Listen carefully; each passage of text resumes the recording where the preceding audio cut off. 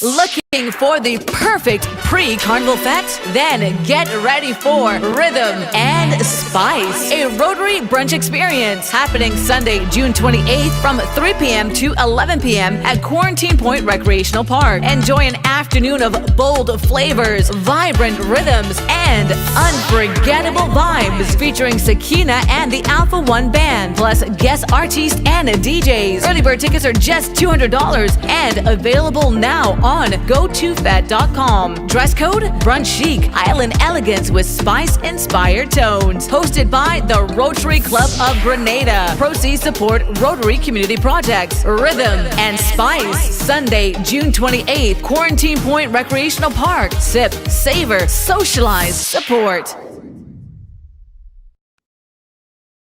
So you just landed at Maurice Bishop International Airport in beautiful Grenada and need a taxi? You probably just realized that Uber doesn't work here. That's right, Grenada doesn't have Uber. But don't worry. Instead, locals and visitors alike use RideGo, the fastest growing rideshare app on the island.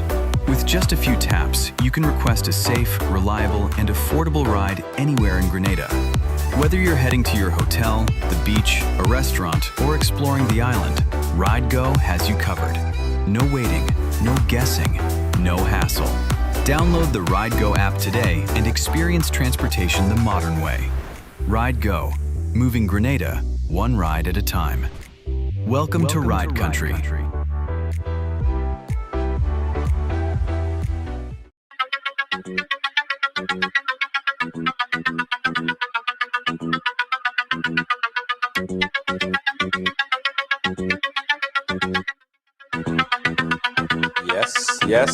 Yes, and yes. How you guys doing? Good day, Ride Along riders. Wendy Kutain, I see you. Lydia, I see you. Lydia on YouTube, Lydia on Facebook. Jellan, how you doing? John Fleming, Doris, Maureen, Jellyanne. Riders, if you're a true rider, just give me a quick thumbs up. Yeah. True riders in the building.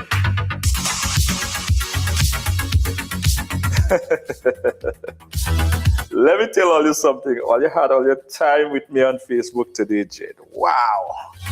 All you had all your time with me on Facebook today, Jed. I'm scrolling through Facebook and every other profile I pass is either some meme or some video.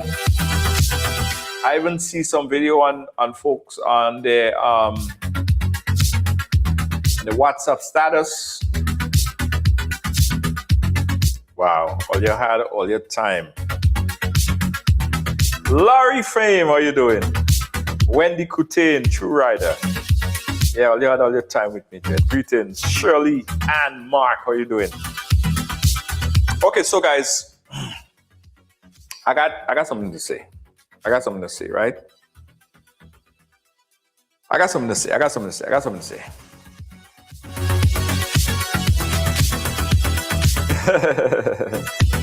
something to say, guys. Because I spent a large portion of the day today on a tour, And then the next portion of the day, going to Facebook and, start responding to some comments and reading some comments, pretty interesting views. And I think it's important that I say this, because I think before we play or have the interview today with the minister and his response, I got to say this. Now, the story that we aired on Tuesday, right? I don't want us to take the human out of the whole story. The truth and the fact about it is, guys, we have an individual, a human being, a person, right? Who, one, has gone through a traumatic experience where a claim is that she lost her husband. He died. And I don't want us to take the human nature out of it, that she's going through a lot. And it's expected because, as I said, she just lost someone very close to her. So a lot of people, going through Facebook, I saw a lot of people saying that me, right along, is somehow capitalizing or taking advantage of the situation for views, right? People always have this kind of argument that is the case. But let me just make this blatantly clear. I've spoken to the individual.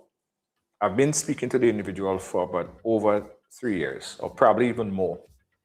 And 99% of the time, and she would tell you that I would often tell her, you don't need to come on air to discuss this.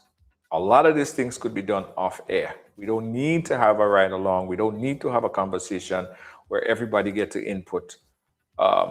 This conversation could be done off air.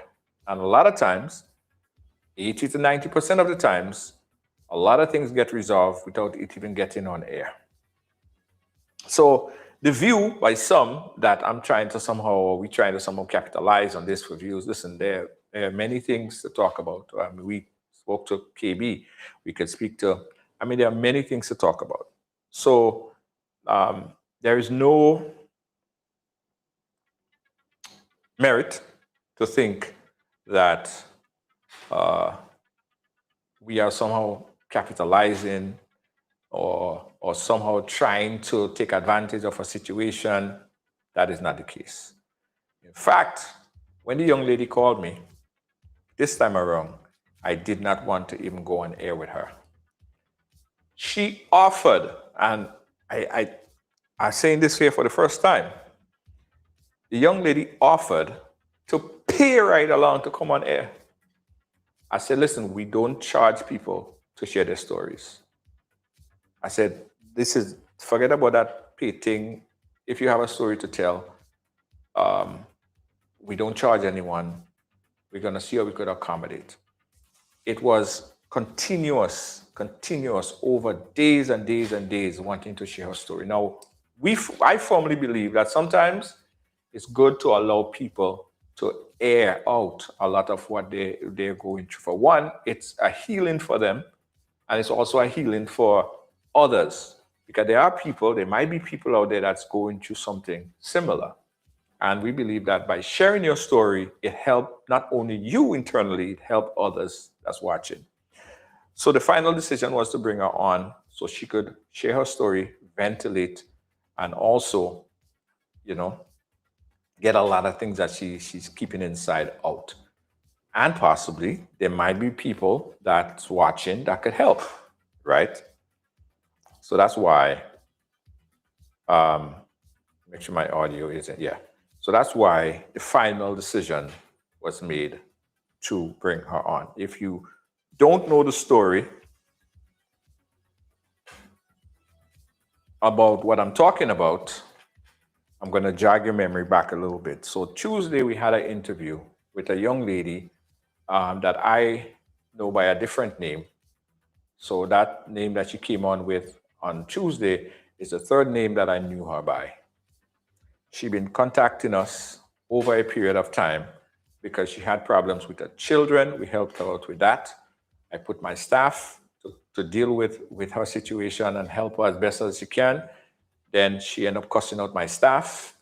She ended up having problems with the second crew that I put involved to help her. And all along the way, she was having problems. It's like we could never do enough to help her. So we had this conversation, and this is an excerpt from the interview that we had. He asked you to record it? Ride Along Live. I want to reverse a little bit because I was kind of stuck in you saying the opposition leader, and I'm saying opposition leader. And No. When I say, because all of them, they are the opposition, so that's why I say opposition leader. I don't mean Miss Emily Pierre, you know. Well, you said opposition. How many opposition Yeah, leaders? I call all of them opposition leader. No. Because they are on opposition. But how all of them could be opposition leader? One opposition leader. There's opposition MPs. They're caretakers. Oh, okay. Well, yeah. Well, I should say sorry. Make a mistake. I should say opposition MP then. You really didn't know that? No. So did he ask you to record it?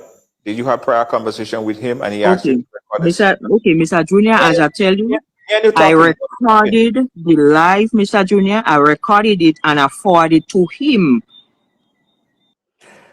So that was an excerpt from the conversation. After, while trying to get assistance, she recorded a conversation, a private conversation that she had with the Minister of Health, Honorable Philip Telesford. That conversation was then sent to a Facebook page, and other media platforms took that post and published it as well. Now, during the conversation, and I didn't know a lot of things that I learned when I was on air. During the conversation, I got a message in my phone. And the message was from a source, very reliable source, was that this individual recorded the interview and sent it to a political person. I didn't know about that. And if it wasn't for that source that told me that during the interview, I would not have even asked her about that. So I simply asked her, did she send the post to a political person? She paused for a bit. She paused for a bit. She paused for a little bit again, and then she ended up saying yes. We later found out, based on her recollection, I didn't put that words in her mouth after I asked her if it was a political person. She then said that it was, she sent it off to the political leader, which then we understood it wasn't the political leader as far as what she said. I'm going by what she said. It was MP, or not MP. He is the caretaker of St. John. Well, let me put it like this. She didn't say it was him particularly, but he's the only political person that is in the opposition party. It is not Jervis Dabrio, who is in ICT. I want to make that clear. I don't believe it was him. So she was speaking about politics. So that's the closest person you could think about politically, right? So she said that she sent the audio to him. My question was, so why didn't you send it to anybody else? Because we did remember, and this is a pattern that we saw, not only in this particular story, and I believe Kem spoke about it the other day as well. Now, a few weeks ago, there was a big story where there was a situation where a few Africans, Nigerians, came into Grenada, and there were allegations that these Nigerians sexually molested individual that worked at the hotel. And again, this individual who was allegedly sexually molested didn't go to the police, didn't share it with me or anybody in media that could put the story out. The person went and speak to who? The political leader.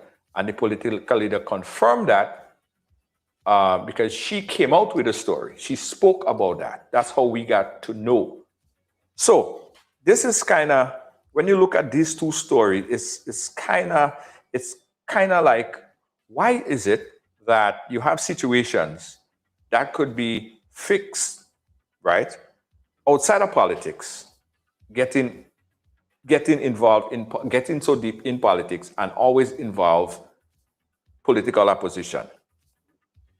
I say this to say that it is strange that this story and that other story about the Nigerian all relate around the same thing. We all hearing it from opposition party or political party, and the situation with the Nigerians, that should have never been political. Nonetheless, it came through the political vein. The police said that after final analysis, after they did their investigation, the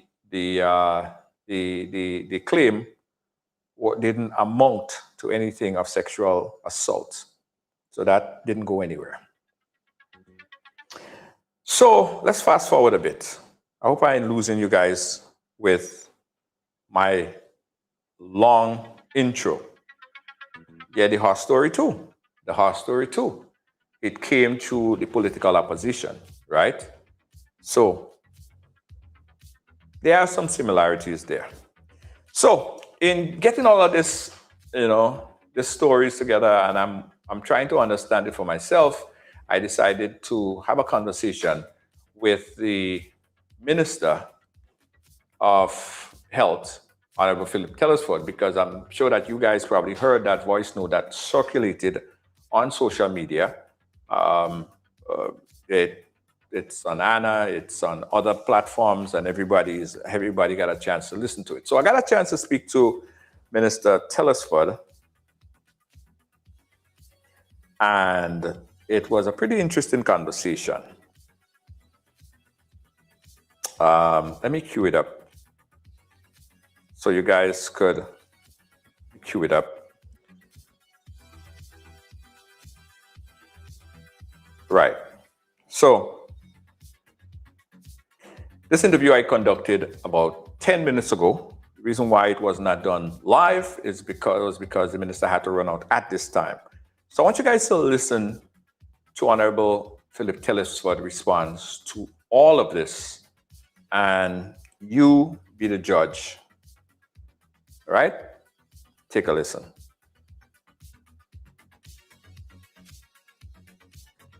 Joining us right now to talk a little bit about the circulating matter at hand. Of course, if you guys been watching Ride Along Live, you must have saw the interview that I had just 2 days ago regarding a young lady who secretly recorded a voice note or conversation with Honorable Philip Telesford. Now, Honorable Philip Telesford is with us right now to sort of give context or put into context what really transpired. Honorable Philip Telesford, welcome to the ride. How are you doing today? I'm doing well, and good evening to everyone. Thanks for having me on your program. Right. So listen, we'll cut straight to the chase, right? Because I'm trying to understand the context. If you could just help us put this thing into context. What really transpired? What happened? All right. Well, Junior, I think you know a little more than me, a little better than me when it comes to what transpired. I was simply sorry, but I was simply having a private conversation with someone who I've been trying to help for a couple of years, and I subsequently blocked her because I thought she was becoming a little disrespectful and so on. But we basically understand the case. It is someone that we have placed to live in a house in Springs. We've added on an additional room. We fenced the property. We bought living room set, fridge, stove, washing machine, a number of different things, to ensure that the new occupants, Miss Mason, is comfortable. And all of this was done with a view to having at least a couple of her children be able to live with her. So we are doing this while trying to simultaneously work with CPA.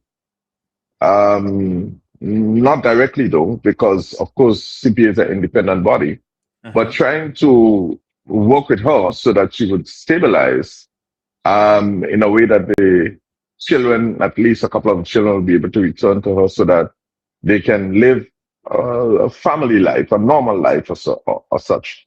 And so that is what we are trying to do. Because to be honest, I mean, when I get into politics, she almost immediately contacted me and several other of my cabinet colleagues, including the Prime Minister. And we really was touched with the gravity of the situation. So this is not a new case.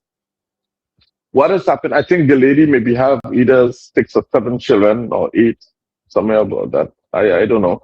But she has quite a few children. And every single time she had children, she would lose them through her own deeds, actions, and behavior, which in essence placing the children's life at risk. And CPA would have moved in and tried to rescue the child for the sake of saving her life and giving the child a chance at life.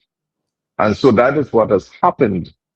And we hearing her plight, she said, well, one of the main reasons why she'd be acting up the way is because of the condition where she was living in and so on. She need a peace of mind and so on. So we asked her if she would be willing to, move to go to St. George's in a place where it's more peaceful and calm, away from the neighbors and family and all.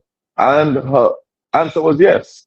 So we invested quite a lot, really, into trying to make this a reality for her. We tried to work with the lawyers, get a lawyer to represent her, and a set of stuff we did. And funny enough, when we tried to help, she started to retreat. Right? And it created a problem. So I think even when the cases were called, she never showed. And so the lawyer was left stranded, so to speak, without her being able to be present to provide answers. And so the children that we were trying to get for her, that did not materialize. So basically where she's at now, I heard during the interview with you that she's since lost her husband. The gentleman, she said that she was married to him finally. And so he was the breadwinner in the house. I want us to understand this. The gentleman was the breadwinner. He's a security guard officer. And the little that he earned supported the family. She was not paying rent because she got life interest in the property. So all she had to take care of was maybe just the water and petty electricity bill. And I say petty because she never turns on the electrical lights. She never turns on the light. So if you drive by there any time of day or night, the lights will be off. So the house is naturally in dark 24/7. She doesn't open the windows or doors. The only time she'll open the door is to exit the house and return. So she doesn't even open the back door. Now, and she's very afraid of anybody coming into her space. So she's very protective of her space. She doesn't trust anyone, no one at all she trusts. And so I fenced the property for her because she was saying that people passing in the yard and she afraid people come up the step and interfere with her. So we fenced the property and all of this. So the gentleman will hop out of the house to go to work and then come back in. And the house remains closed, locked, sealed 24/7. I want us to understand that. So when I listened to your conversation with her carefully, it spoke about mold in the house.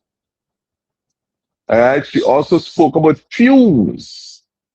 Well, I am not a judge, I'm not an environmentalist, but I presume based on her living condition, the fact that she doesn't open that house, that the presence of mold is a buildup of mold and dirt is very likely, is very, very likely.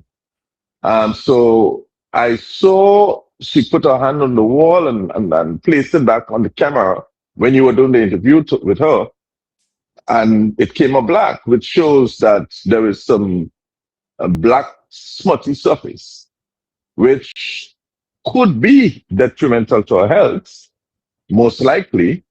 And so it would be useful if the environmental health people would go in and check that out.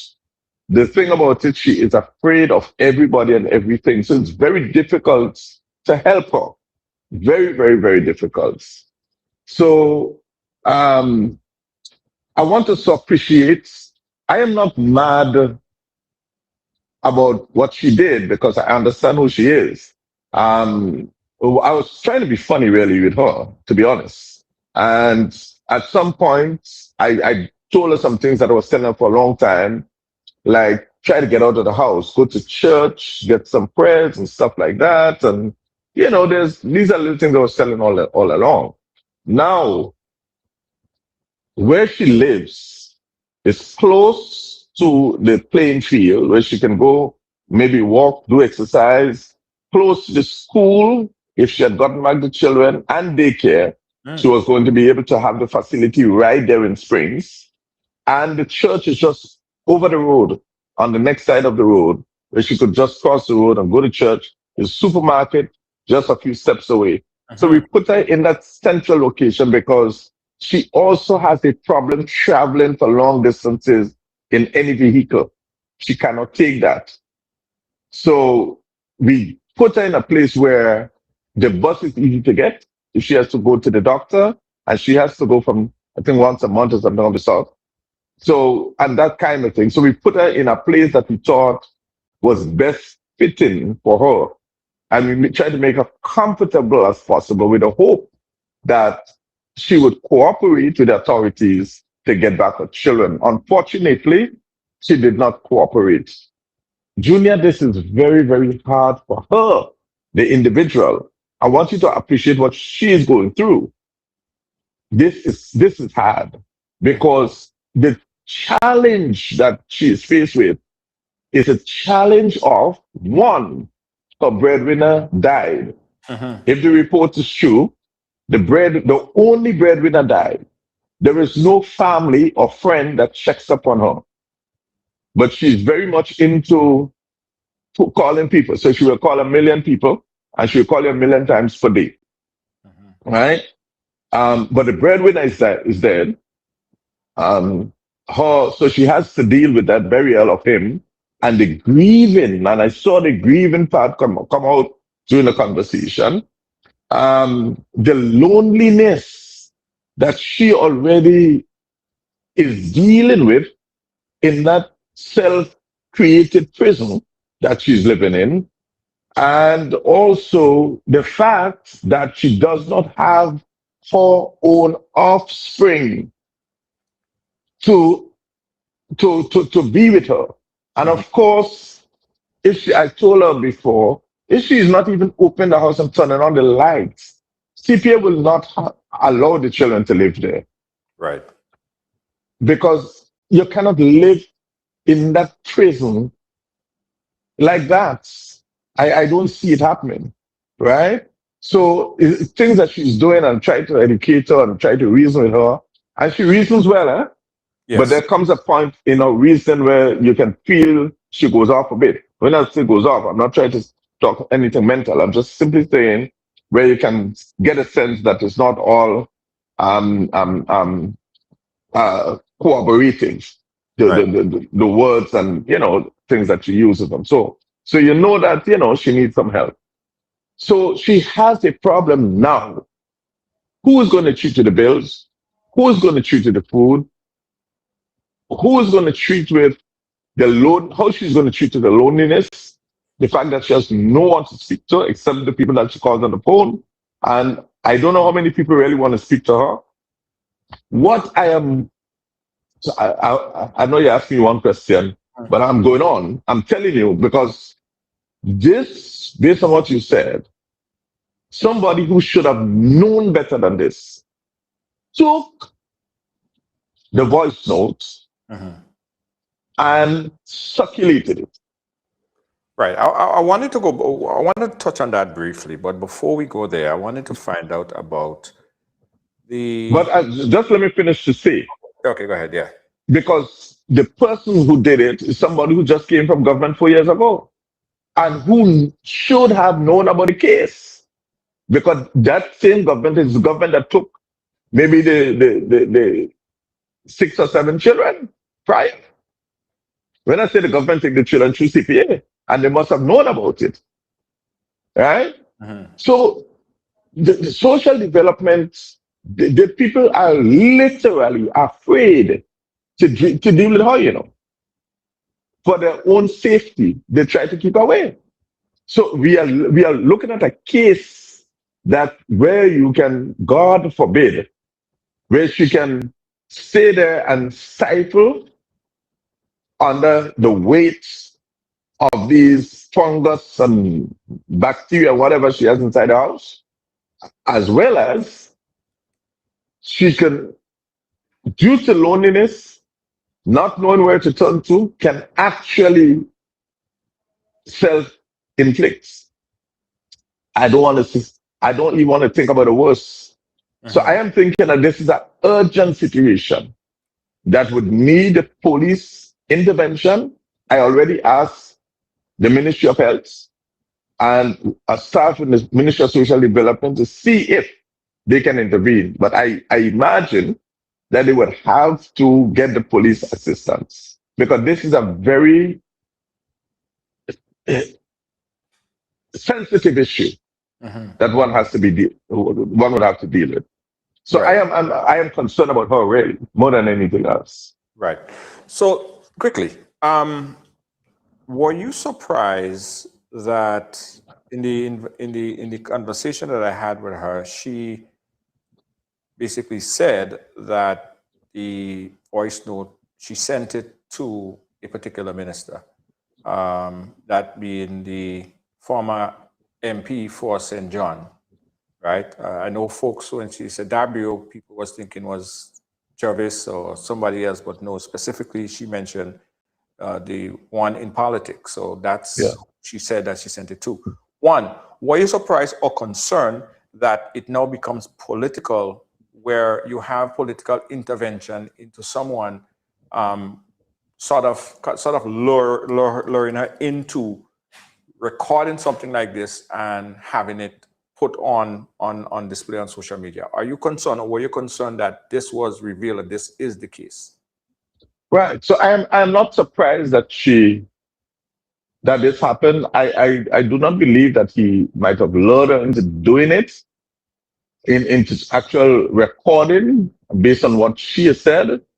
I think that he might have taken advantage of it to score political mileage, which to me I think is really cold, is highly insensitive or brutal of somebody who is in your right mind, who has children and grandchildren and knows of this situation, to do this. I think this is very cold. And to me, I believe if I do this, I think my political leader will reprimand me heavily for doing that. I don't think I'll take the chance to do something like that. But I don't know. I don't know if it means power at all costs.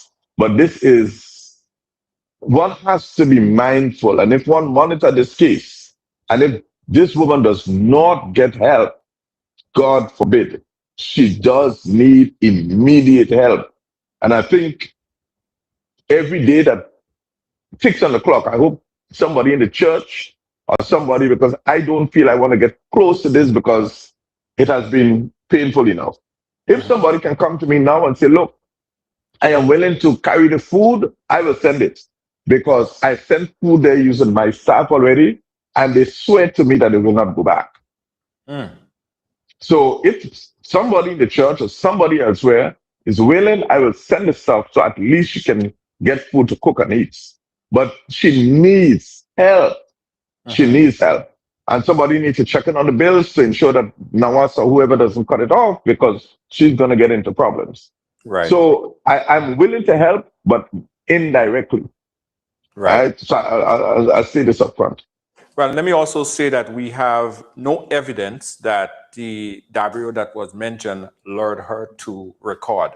So I'm not insinuating or assuming that that was the case. She just mentioned that she sent the video to him. What do you say to people who push back and say you were being a bit inappropriate during the conversation? Well, I mean, I was joking around.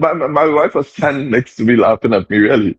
And if you notice, I was even washing wheels in the background, trying to help out the family and trying to get out of that morning. But to be honest with you, I mean, it's inappropriate in a sense, because as a politician, you have to be mindful of what you say, you have to pay attention, you have to be more astute. You don't take these. I don't think, it's not wise to be carrying on these conversations, right? But the truth about it, I meant nothing,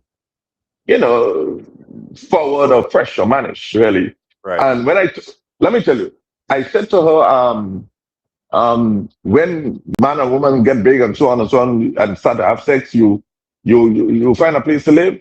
That's exactly what I tell my boys. Right. Right? In the presence of my wife. Yeah. And the reverse, similarly, I say to my daughter, who's only 9 years old, in the presence of my wife. Right? So this is just, to me, that was just me being more authentic than trying to be rude or mannish or out of place. Right? That was just me, really. I mean, I wasn't trying to. Why would I in the first place? But then again, you listen to the conversation, and is somebody crying out for help, Junior? I think people who want to make political mileage out of this, I wish them all the luck. But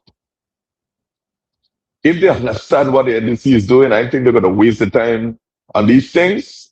I think they will change their strategy. But this one is not one that we should play around with and try to score political points. This is a living, breathing human being that is crying out for help. The person wouldn't readily receive help the way that, and it might surprise me actually, somebody might go and she might receive it nicely because she has this, I don't want to be saying all these things, but she has this flip side of her, right? I don't want to be saying too much about this because mental health and mental illness, it is an illness just as any other illness that can be managed, that can be treated. And so I don't want her to be branded and to be felt like if, as an outcast. I don't think it will benefit anybody and it will only hurt her more. She just needs some help. Troubled as she might appear to be, she does need some support. So that's if she does not, or if she is not willing to receive the assistance, is there anything the state could do to force assistance? Is that possible? Well, that's what I'm saying. I mean, so for example, I believe the mole that she claims on the inside is an emergency. Because when she told me, I heard her husband cough on the phone and I thought this was urgent. But to be honest with you, Junior, I couldn't sleep when I heard this, right? Because I am troubled. I'm saying this could be my sister, could be my mother, could be my wife, could be my daughter going through this thing.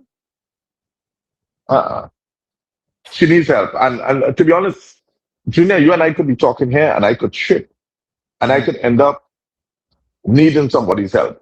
And people who go through this situation doesn't know what they're doing. They need help. And somebody needs to reach out and to take these things and play politics with it and not render the care. I think, listen, guys, I'm seeing some things I'm seeing children fighting in the uniform and as if they're going to kill one another. And people are filming these things. I see all kind of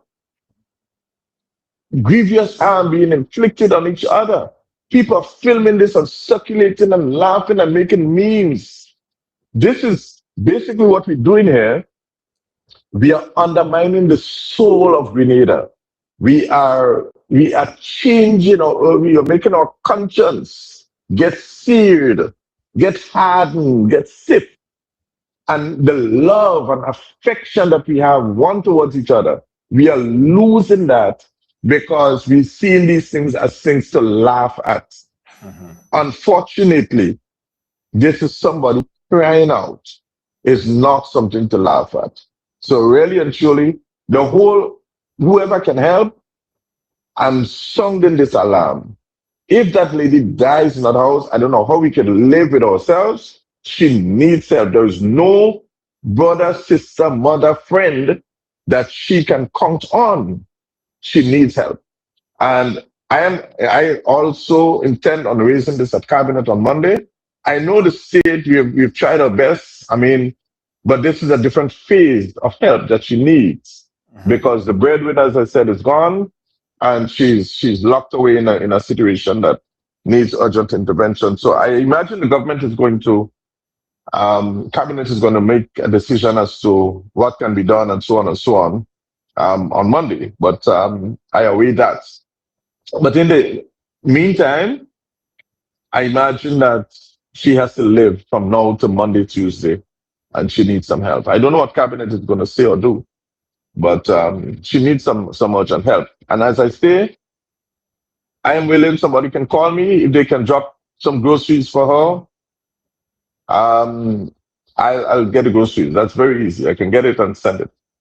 Okay. Yeah. Thank you so much, Minister, for clearing up a lot of these very circulating and viral matters right now.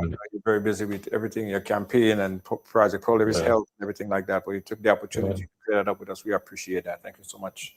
Yeah, well, we had to take the time for people too, and we gotta have feelings for people, we can, it's human beings, and just as how we had to put ourselves into the position of people, be empathetic to put to the feelings of people, right? And at the end of the day, a vote is important, yeah, but at the end of the day, these are real people that feel pain, that is trouble, that need to be rescued, right? So we got to do what we can do. All right. Thank you so much, Minister Telesford. We appreciate your time, sir. Yeah. You're welcome. You're welcome, Junior. And thanks for reaching out. And we'll be in touch. I hope it's on better terms the next time around. Yeah, absolutely. Thanks again. All right.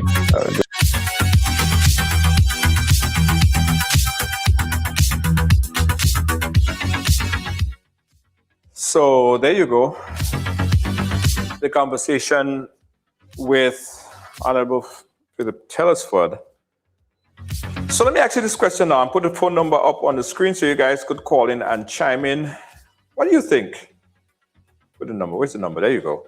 718-701-5720 is my number. You can call on WhatsApp or you could call on the direct phone line. Let us know what you think. What's your thoughts now? Now you heard her side, you heard his side. What do you think? What's your thoughts? What's your thoughts? 718-701-5720. I'm interested to hear what you have to say. How do you feel now that Honorable Philip Telesford came out and speak on this matter?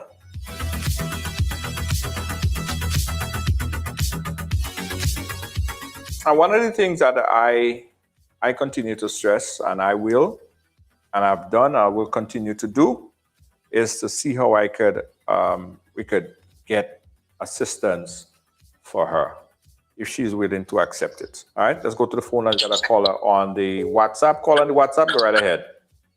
Hi, Junior. How are you? Good. How are you, caller?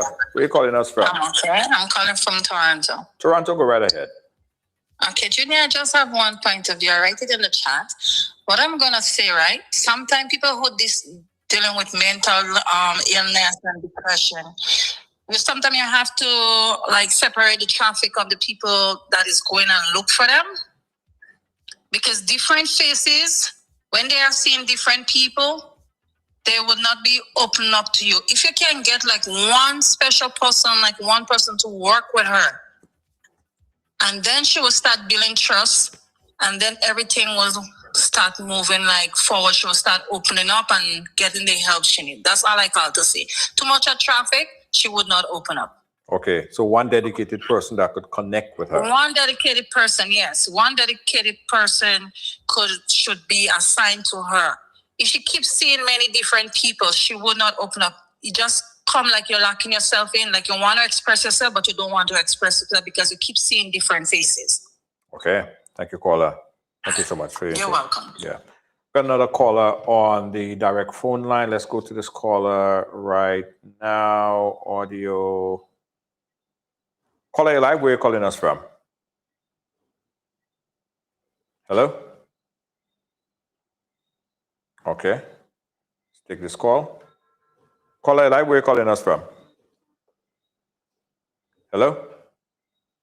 Okay, caller, 1 second. 1 second. Yeah, you should be hearing me. Caller, are you there? Let me see if I could take this call here. Caller, live, are you there? Hi. Yeah, hi, caller, go right ahead. Good evening. Yeah, good evening. Good evening. Where are you calling us from? I'm calling from Grenada. Grenada, go right ahead. I just want to express a little bit of sentiment if I can. Yes. Now, my heart goes out to the lady who was obviously having mental challenges. But I want to look at it from the perspective of the political person who would use it. And not only that, but every single thing as a sensational point of politics, which is very trivial. No, a government is not necessarily responsible for everything that happens in the political environment of a country. But we see time and time again where this particular opposition seems to use these things to use it as a political manipulation, I want to say, for the people and those who are not self-thinking. And I really want to appeal to people to not be used in that capacity and understand what is being done, not necessarily for you, but for the country, to make things better and different for all of us. They may not be able to come one by and hold us hands one by one and give handouts, which is what seems to be implying of the other party or everything that has micromanagement kind of thing of the government. But they are doing things that would generally improve our lifestyle. And I want to take this opportunity to urge people to use their senses and not be triggered by emotional, sensational politics. That does not necessarily mean that the opposition party can help you because they're using these sensational tactics, you know. And listening to the minister, and I personally know him, I really want to say that if anyone can see it was a genuine effort, does not say that you didn't, but sometimes to tell people the truth. This is what happens when you are a man and you have a family that will be on, and even if you get help, it's great. But this is what we're meant to be. So, okay. It's a sad situation, but at the end of the day, I'm happy that the minister could have called, clarify, and I hope that people can see beyond, as I said, the sensationalism that is being portrayed for emotional lineage. But we need to not lean for emotions, but we need to lean for policies and things that would definitely affect our general lives. Have a great night. Thank you, caller. Thank you so much. Have a great night. Got a caller on the WhatsApp. Let's go to the caller on the WhatsApp. Caller on the WhatsApp, go right ahead. Hello? Hello? Yeah. Could you turn your background down a little bit for me? I'm getting a feedback.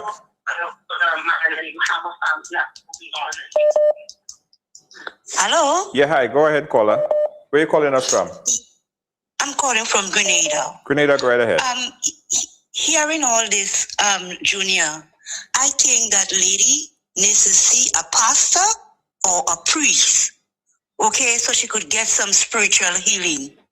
I really think she needs God right now. God is the only person right now that could come and heal this woman. She needs to see a priest or a pastor immediately, right? We could talk all we want, but she needs to face God. Something definitely not right. Thank you. All right, thank you, caller. Thank you so much. Got another caller on the phone line. Caller on the phone line, go right ahead. Where are you calling us from? Good night, Junior. Hey, good night, caller. Where are you calling us from? I'm calling from St. George's. St. George's, Grenada. Go right ahead. I quite agree with the caller that she needs spiritual help, because I don't think no amount of money, groceries, or whatever will solve that problem, because it's going to be a continuous thing. Even if she gets that help now, it's going to be continuous. And something I observe about her, I mean, I'm glad that, we recognize her as a human being. I mean, she has some situations, she has some circumstances that she really do need help with. But you all need to get to the bottom of this thing. Did you all ever ask this woman, how is she burying her dead husband? Do you all know for a fact that the name she's using is the correct name? Because as far as I see, she has just been misleading people, And I believe, because even when the caller called the night and said, R.I.P. to Jexie, did you see her respond? And you was asking her, is it Jexie we are speaking about? Look at her expression, her reaction. She knows something more. I think she's just trying to mislead us by saying Mr. Gibbs, but she knows very well. And the fact that she was hiding, locking up the house, I think there is something more to that. And you all need to get to the bottom of that. This lady is keeping back a lot of things. She's hiding things, and you all are not seeing it. I think she's more than she knows more than what she's saying. But I think she's just trying to get away with it for those who do not recognize something. You all need to get to the bottom. Ask her who is her husband.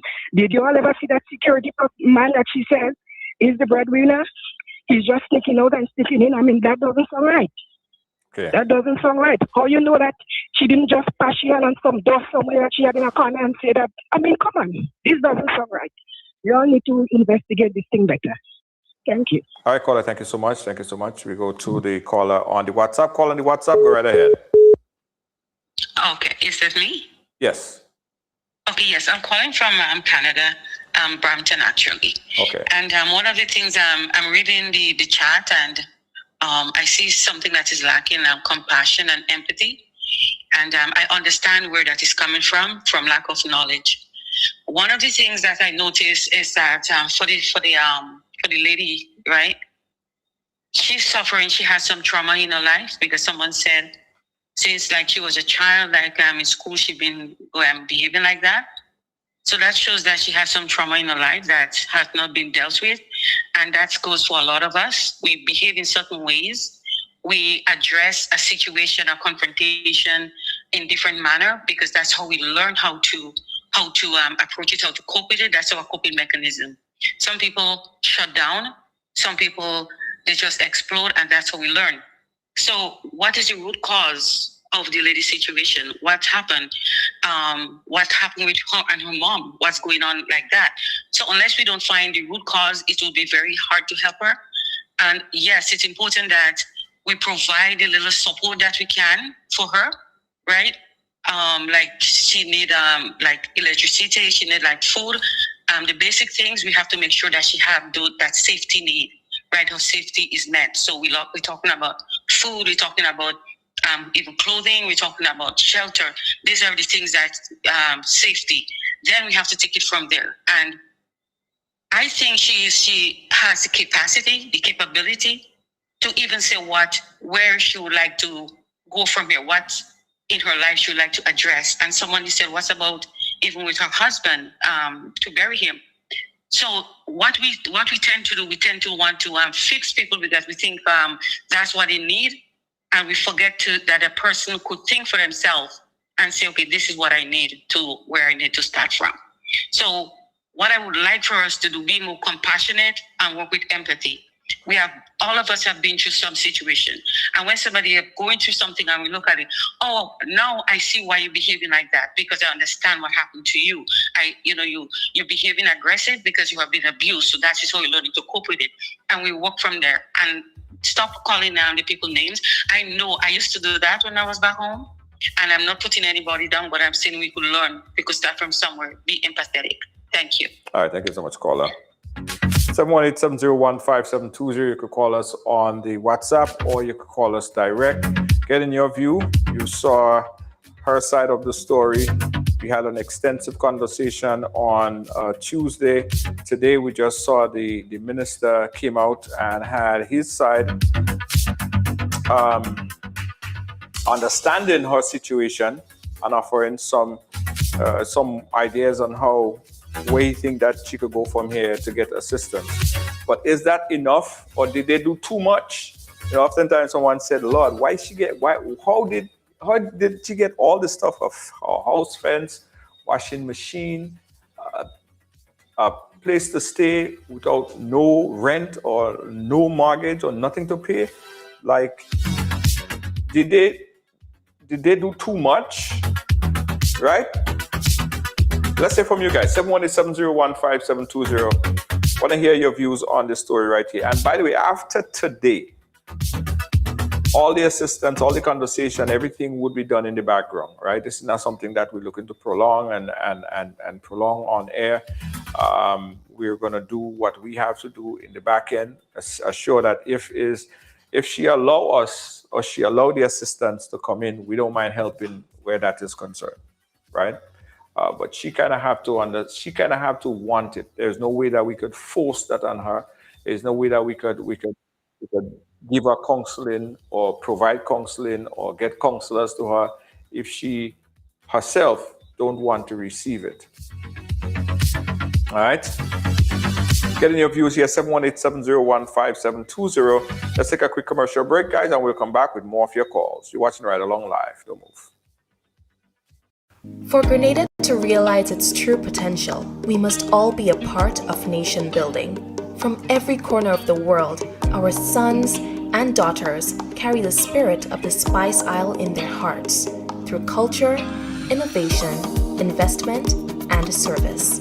Now is the time to come home to your beautiful Tri-Island state, to reconnect with our roots, share our knowledge, to inspire our youth, and to help shape a stronger, more resilient economy for generations to come. We are all part of the collective journey to shape the future of our nation. Together, we are building a nation we are proud of, a nation defined by opportunity, unity, and purpose. Grenada is more than a place on the map.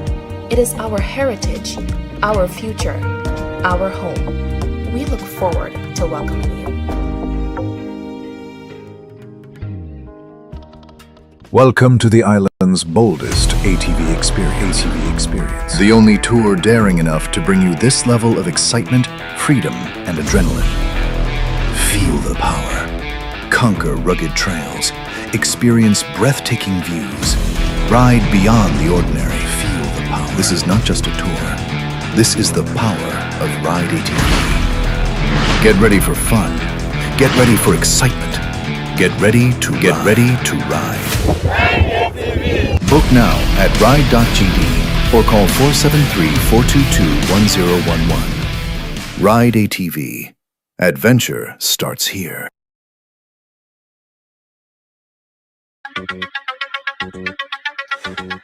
Yes, again, I want to say thanks to everyone who continue to call in and offer themselves assistance, advice in ways that we could further assist not only this lady that we spoke to here, St. Louis, but there are many, many others out there that needs assistance. There are many people who call out to us every day that genuinely need housing.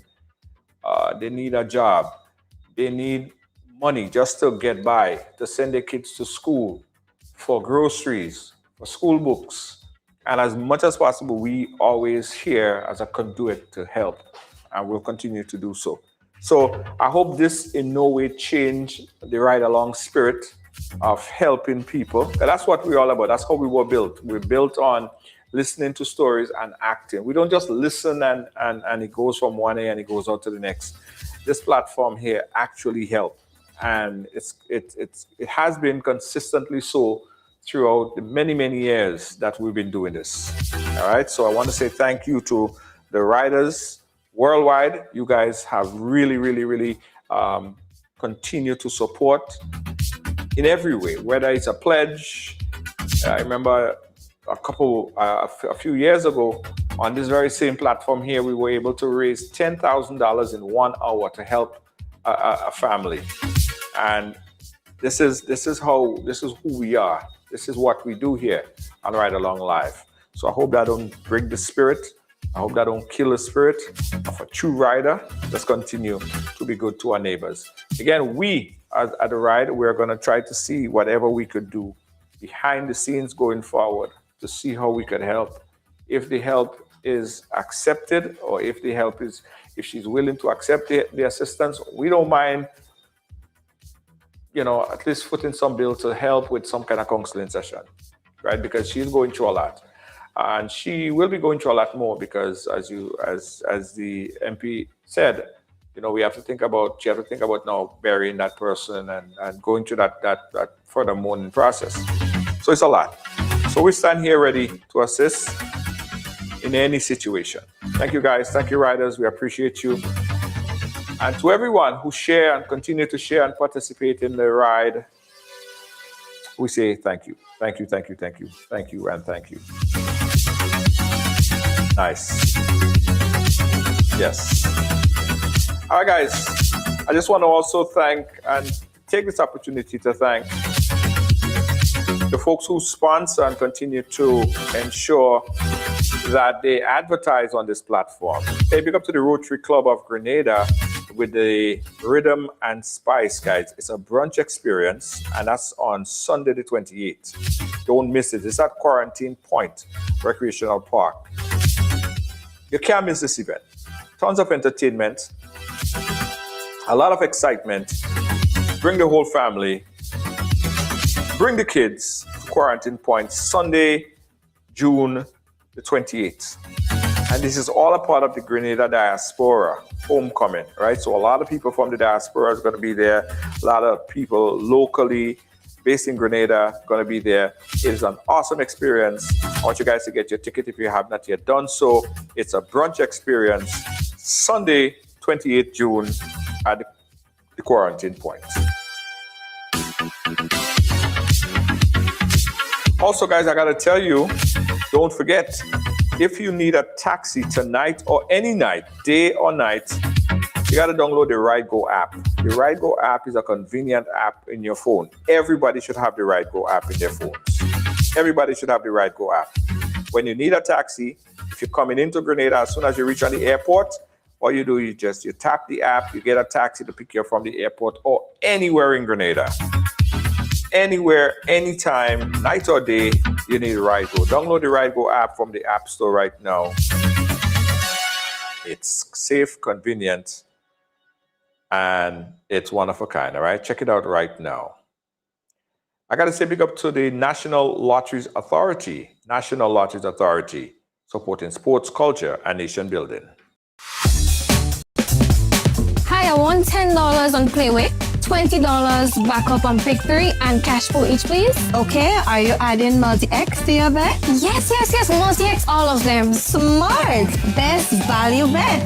Backup and multi-X, you cannot go wrong. Don't matter the bet, multi-X all of the daily games. With multi-X added, your winnings can be multiplied 3 times, 5 times, even 7 times. So make it a rule. Add multi-X to all your Playway, daily Pick 3, and daily cash for bets every day and for every drop, and watch your money grow. Available at stores and online. You heard it here. Multiply your winnings daily. Must be 18 or older to play. NLA, making your dreams come true.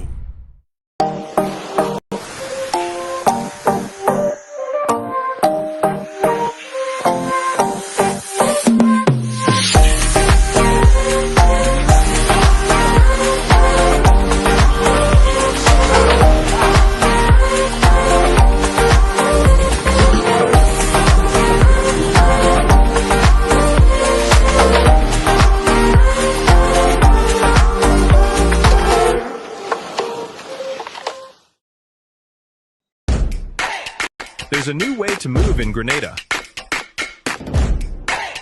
RideGo. RideGo is here.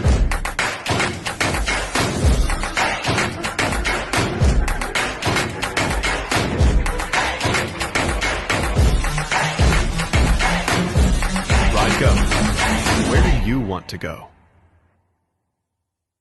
Looking for the perfect pre-carnival fete? Then get ready for Rhythm and Spice, a Rotary brunch experience happening Sunday, June 28th from 3 p.m. to 11 p.m. at Quarantine Point Recreational Park. Enjoy an afternoon of bold flavors, vibrant rhythms, and unforgettable vibes featuring Sakina and the Alpha One Band, plus guest artists and DJs. Early bird tickets are just $200 and available now on GoToFet.com. Dress code brunch chic, island elegance with spice-inspired tones. Hosted by the Rotary Club of Grenada. Proceeds support Rotary community projects. Rhythm and Spice, Sunday, June 28th, Quarantine Point Recreational Park. Sip, savor, socialize, support.